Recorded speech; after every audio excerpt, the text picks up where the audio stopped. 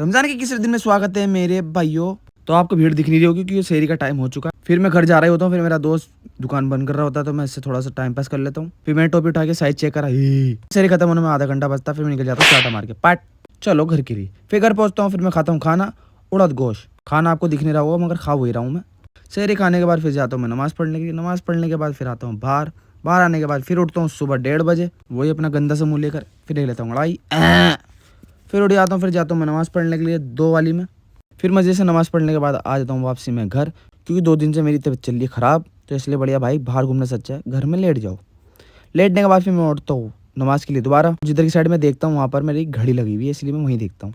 फिर मैं जाता हूँ मस्जिद में नमाज़ पढ़ने के बाद वापस आ जाता हूँ घर। फिर हो जाता है रोज़ा का टाइम। रोज़ा खोलने के बाद फिर पहुँच जाता हूँ वापसी मस्जिद में नमाज़ पढ़ने के बाद फिर आ जाता हूँ बाहर। बाहर आने के बाद आज तुम्हारे भाई का दिन कुछ ऐसा क्या था। फॉलो लाइक कमेंट शेयर करना बिल्कुल मैं बोली लव यू ऑल बाय।